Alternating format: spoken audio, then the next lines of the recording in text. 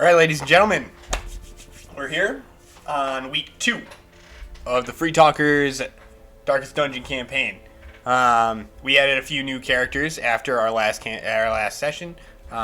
Week 1, we went in with Gardner Minshew 2, myself, Taiku, Wide Ruled, and JPK.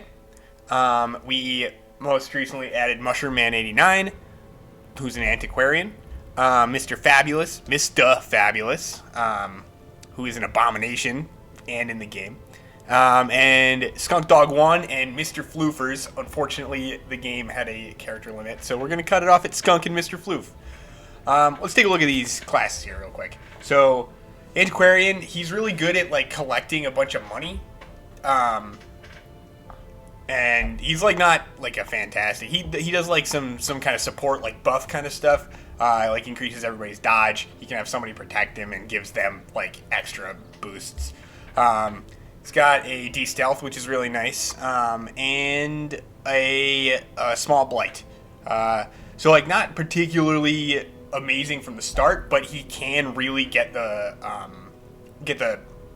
Hamlet rolling. He allows you to pick up a lot more money. Like, instead of your cap being $1,750 in a stack for normal, it's $2,500. And on top of that, he has, like, special things that he can specifically pick up.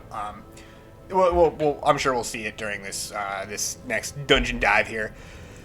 Mr. Fabulous, the Abomination. Abominations are kind of crazy. So they basically start out as a human, and you can turn into, like, you're basically a werewolf. You can turn into a wolf. That stresses the heck out of your entire party because everyone's like, oh, I just watched this man turn into a wolf. But you get crazy good attacks at that point. And he's pretty good from, like, all around, like, any position. Very versatile. And I've never really used the Abomination too much. I named one after my friend Greg in my original game, and he's, like, level 4 maybe, but, like, I have, like, 11 people that are level 6, so, like, I haven't, like, gotten too deep into how the Abomination works. Then finally we have Skunk and Mr. Floofers. Skunk Dog 1 and Mr. Floofers. They're playing as the Houndmaster. And the Houndmaster is one of my favorite classes, actually. You have a lot of, like, bleed effects. He doesn't have it unlocked here, but, like, it's one of the only ways I think that you can, like, de-stress your people just, like, innately with, like, an ability. He has some really great synergies with some classes that we haven't gotten yet. It's an all-around really awesome class. So I guess I didn't go through quirks and whatnot. So Mushroom Man is good at scouting in the cove. However, he steals items, much like myself. I believe I am also a kleptomaniac, and that has gotten worse. Great. Mr. Fabulous is deadly, so he crits more often, which is really great. I mean, crits deal a ton of damage. And deals extra crit with melee skills, which I think he has, especially in werewolf form, I think is, like, almost exclusively melee skills. And he is obsessed with killing, so I don't know how that works in-game, but we're going to find out, I'm sure. Skunk and Mr. Floofers. Skunk is musical, so I think, so he receives stress healing, which I think in longer dungeons, when you camp, that's the majority of the time that you receive stress, like stress healing. However, he takes extra stress against humans and has a harder time hitting humans. So yeah, so that's the crew. We're gonna roll out with a lot of the new guys, I think. Just take a quick look to see where everyone prefers. Yeah, no, we're gonna roll out with the new guys for sure. Seeing as I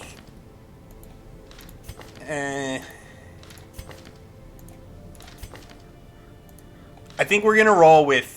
Hold on. Okay, so we're gonna embark.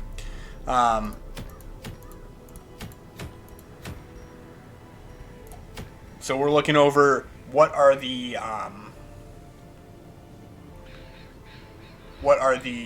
different like rewards basically. Oh, that's another thing. We got a protection stone, which I think I'm going to give to the Crusader. Crusader's slow, so this gives you extra protection. So if you for every percent of protection, you take that much less damage. So if you have like 50% protection, you take half damage. If you have 25% protection, you take 3/4 damage. So the Crusader likes to take the damage. He's got one of his abilities is you give yourself protection, but you mark yourself, so like enemies start to try to hit you a little bit more. So he likes to be the one taking damage, so I think we're going to give that to him. You accumulate a lot of these as you start to play, like a lot. Let's see. This is Hellion only. We don't have a Hellion. We do have a Plague Doctor. I think we'll do this one to try to level up. So it's a short one.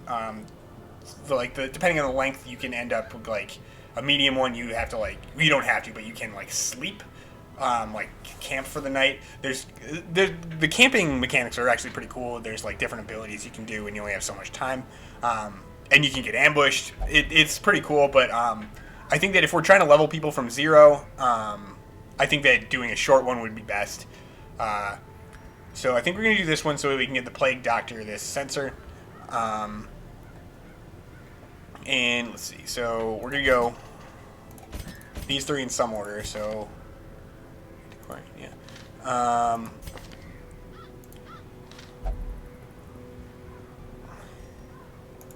So he likes to be in the back.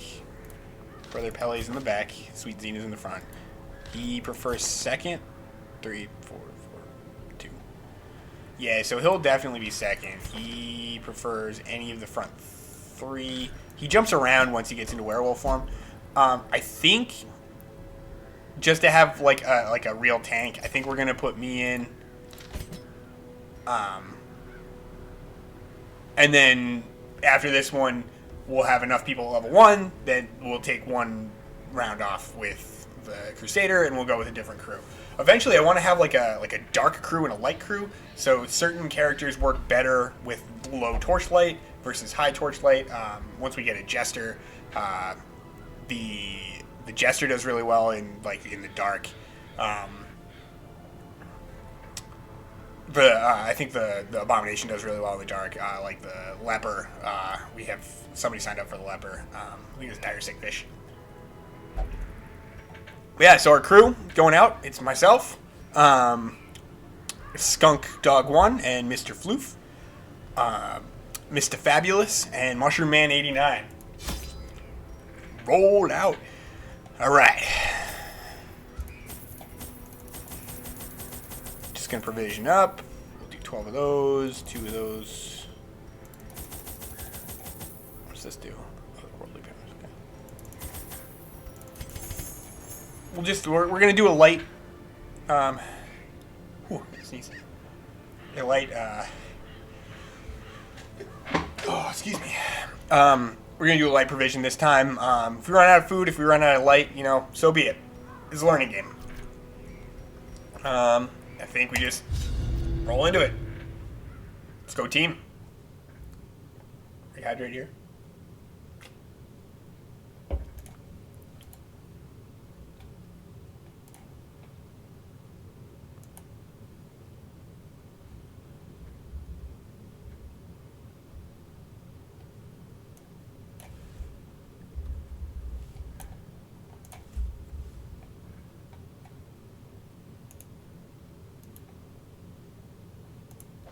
All right, and we're in.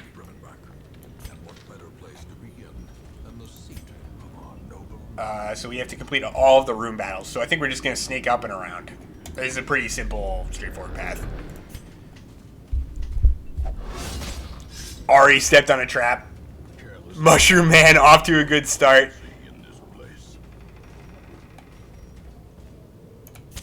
Torch up. And let's roll. Room battle. All right, it's the first of many. We're surprised, which is, dare I say, surprising. It just changed our order, which isn't too bad. The Crusader is going to have to move up because he can't do anything in the back.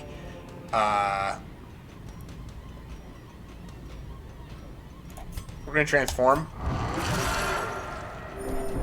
It's going to give everyone stress, but he can actually, like, do something now.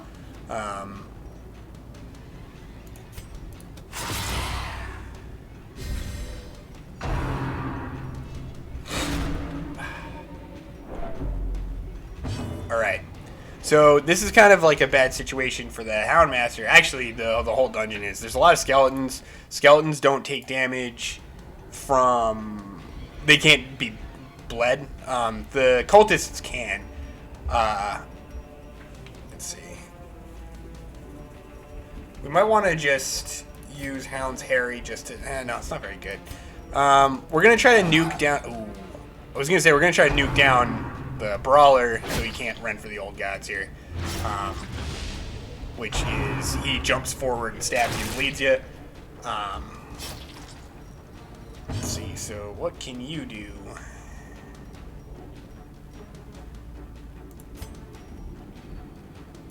You can get the blight going on one of these guys, so it's just a damage over time, like a poison, and he's got to move forward. Not off to the best start, if I'm being honest.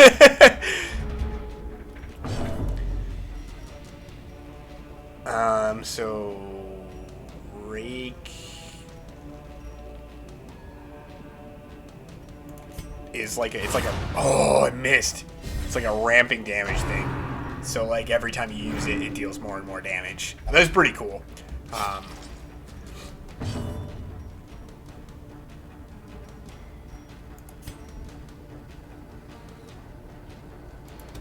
Start stacking this blight as much as we can here.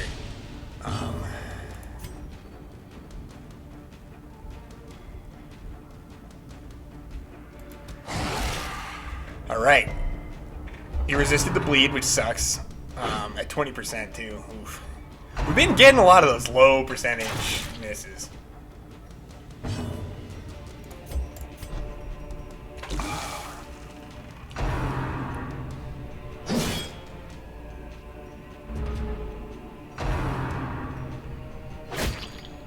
Whatever. We got he's like a demon.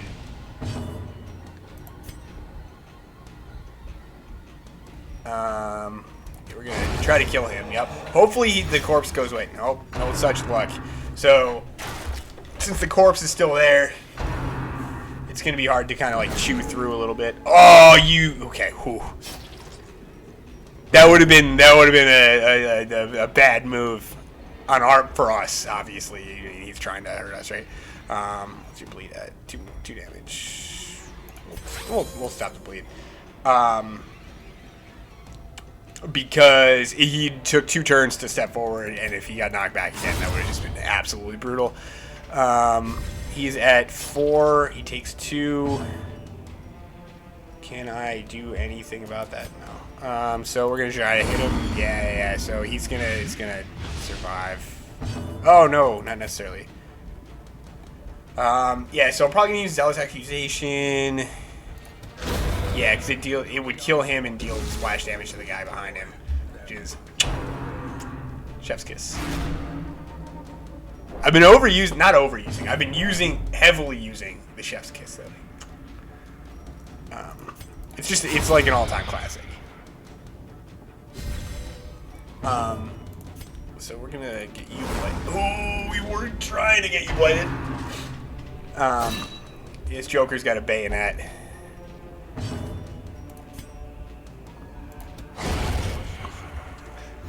So on this guy's turn, our torch is fading, and this, if you can see below,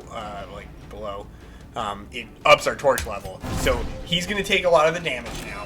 He's like marked, which means that he's more likely to get attacked.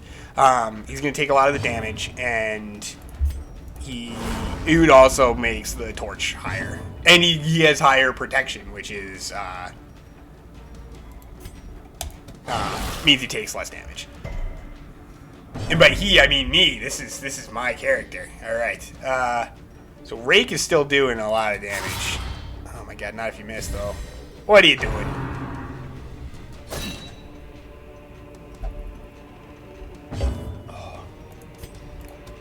Been a rough start. That's a good hit. That's a good hit.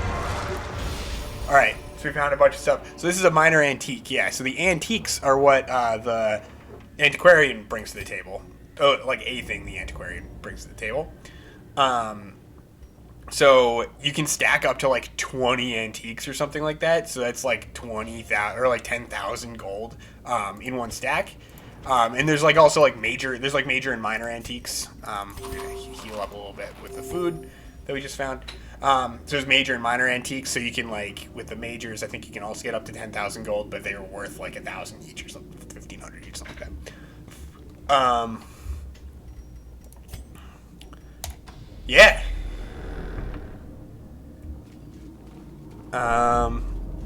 So we're gonna move on. Hope we don't run into too much trouble. That's not true. I'm hoping we run into trouble. You know, that's the thing about this game is like, there's times when you can like really be hoping like, man, I hope that we don't run into anything in this room.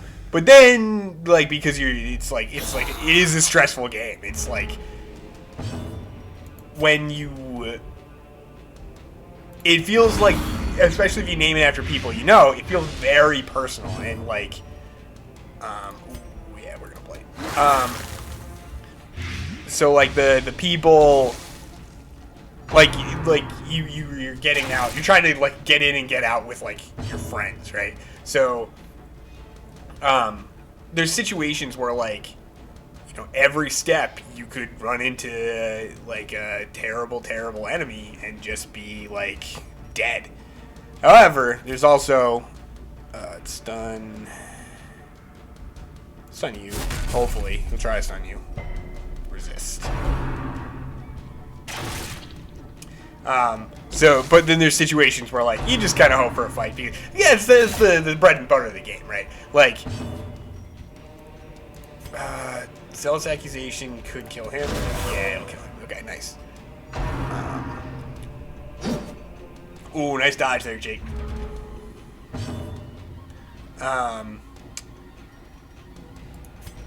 We're gonna keep blighting these folks. The cool thing about blight is it stacks.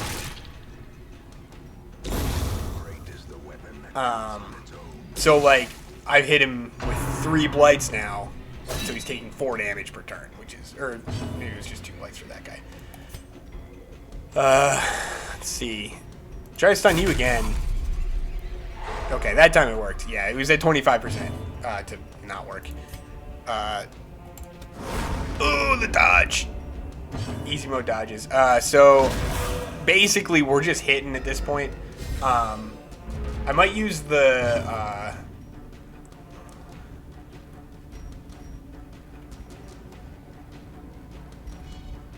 yeah, I'm gonna try to kill this guy with the antiquarian. I might use his heal. Miss Fabulous. Yes, okay, so this guy, the guy in the back is dead. That's nice. So he has a self-heal, heals 3 and removes 7 stress, which I think is a big get right now.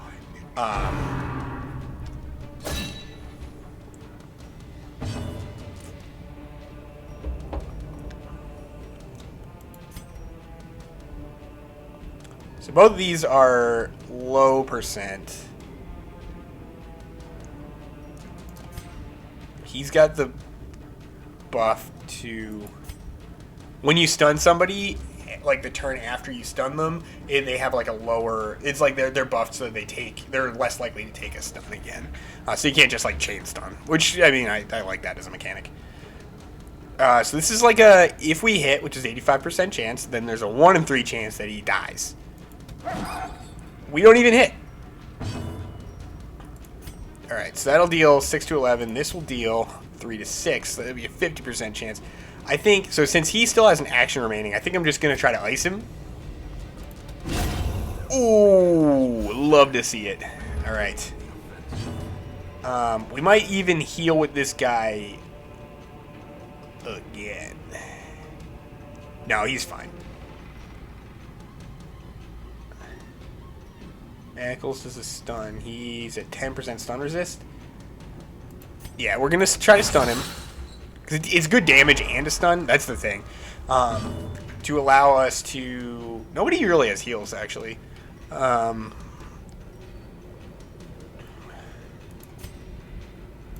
so we're just going to try to kill him. Crit! Big hit for Skunk Dog and Mr. Floofers. Yeah, so this is a rare antique. So yeah, it's worth $12.50. I think you can stack up to 10 of them. So like, quest complete? You telling me there's no more fights? The quickest freaking dungeon dive ever. So we're just gonna eat a bunch of food until we're out, and then we're gonna keep... Oh wait, we got this. We're gonna keep exploring. Mostly because we could find more loot, basically. We went through 2 rooms. 2 rooms, and we're done. You can run into fights in the hall, so we might run... Kleptomania! Oh, it's not that much, though. It's like 400 gold. Like I was saying, you can run into fights in the hall. It's kind of ridiculous that we've been surprised twice.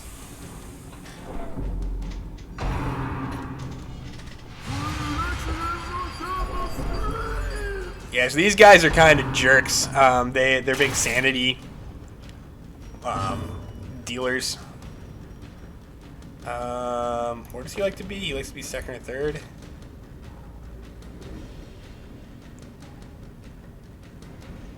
We're doing it. We're going big.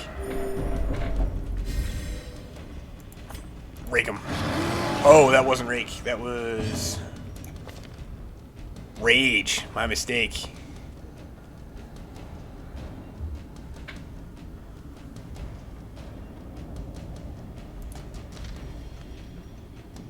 Yeah,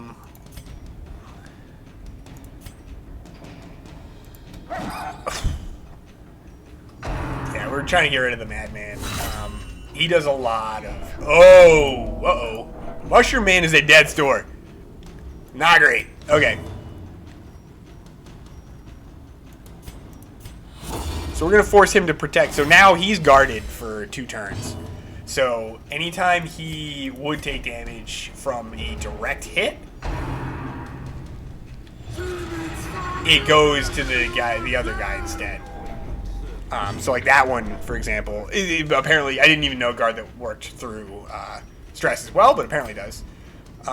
Rake, so it's 4 to 7. He's got 4. Doing it big.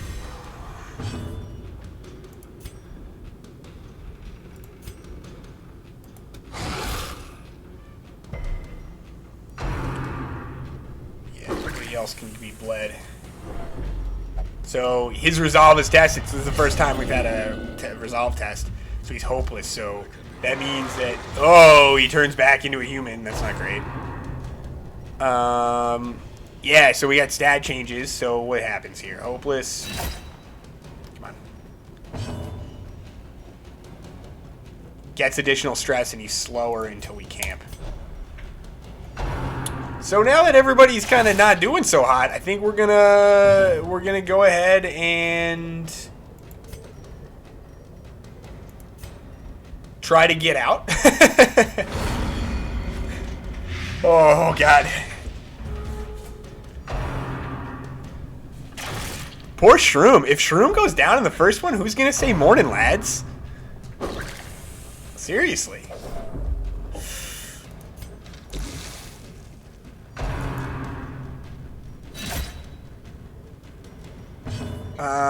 So he's at 122 stress.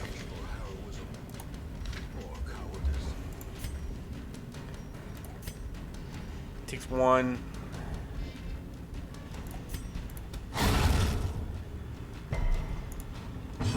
All right.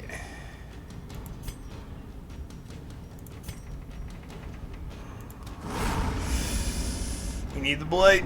Okay.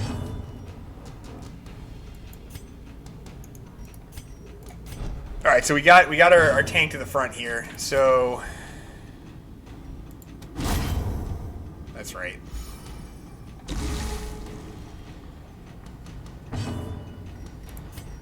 All right. So I think we're stabilizing a little bit. Obviously, the guard is off of shroom though, so he is vulnerable to death. What's his death score? Yeah, so if he gets hit, there's a 1 in 3 chance he dies. Oh, shroom, don't hate me, please. Oh boy. Okay, so that's gonna be a self heal. I'm gonna try to cut through these. Okay, that should.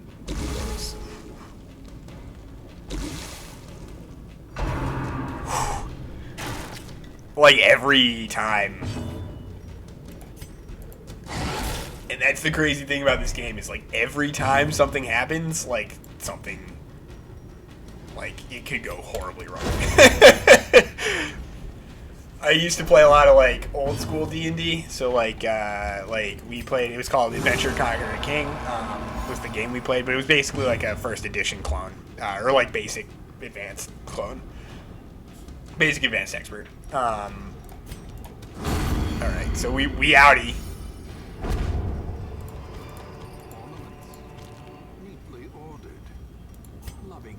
Yeah, no, we're just gonna call it there. Thank you very much. We play, so it was a very death-heavy game, we'll just say. So we get out with 9,000 total gold on a 2,000 gold investment, along with a handful of heirlooms and the Plague Doctor Rot Gut Sensor, which is dope. I mean, let's see. So the big thing is the afflictions, right? So he's afflicted. He's hopeless. I don't really know what that means going back into town. I think he just has to like relax it off, basically. Skunk and Maloof get automatonophobia, so apparently they're more like afraid of humans, but like automatons are like not human. It's like C-3PO. Like robots.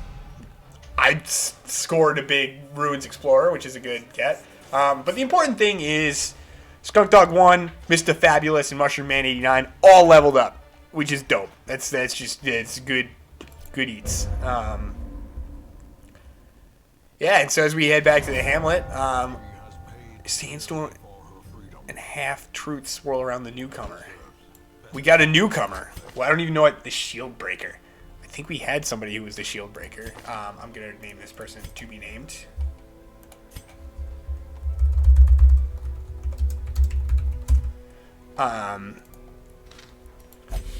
So we successfully completed our first foray into the ruins. I do want to, in the course of this series, complete the entire checklist.